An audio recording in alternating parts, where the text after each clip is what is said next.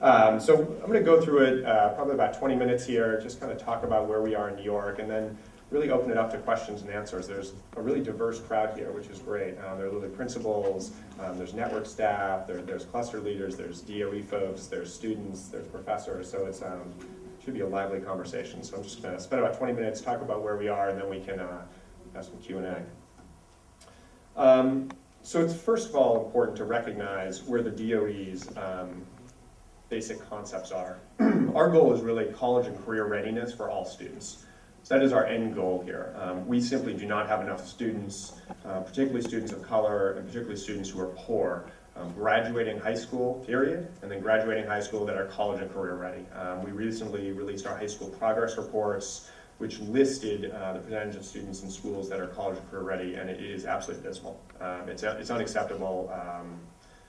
It's really something that we can no longer have. We believe, though, that in order to have improved student outcomes, it is crucial to have improved teacher practice and school leader effectiveness. As David said, that 3-feet view.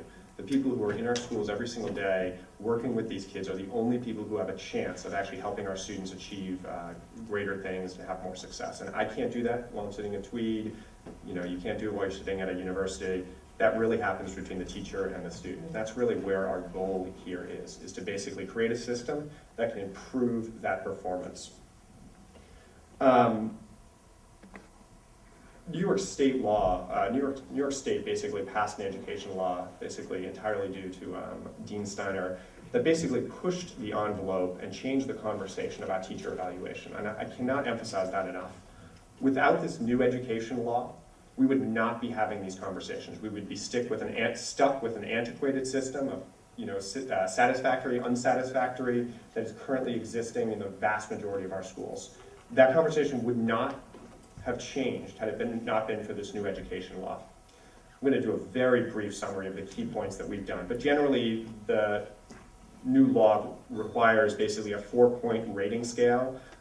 Right now we basically have a 2-point rating scale. 98% of our teachers are satisfactory, 2% are unsatisfactory. It's almost impossible to differentiate between someone who is like really good and satisfactory and someone who's like just a little bit above unsatisfactory. It's impossible for us to do that. So we can't change compensation, we can't change roles, we can't identify people who might be better leaders based on this current system. It requires us to use student growth as a criteria. It's not the entire criteria, it's not even the majority of the criteria, but it is a criteria. The end goal of every teacher is to improve student outcomes, to help the students grow as they are, as individuals, as learners, as human beings. And that's an absolute crucial role. It creates a uniform qualitative rating criteria. Right now, so there's about 1,700 schools in New York. Theoretically, there are 1,700 different views of what good teaching looks like. We don't really have a standard.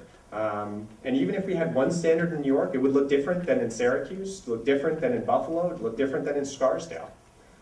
What the state basically said is, we need some uniform criteria that's going to overlap all districts in New York, and if not one, at least a small number, to say good teaching in Westchester is the same as good teaching in Buffalo, is the same as good teaching in the South Bronx. So that was a big piece. Another obviously key component, anyone who's been an educator knows this, is timely and constructive feedback. Making sure that when you observe and when you recognize a teacher has deficiencies, you're providing feedback in a timely, i.e. like a week, so the teacher can improve and make progress and be able to improve their teaching practice.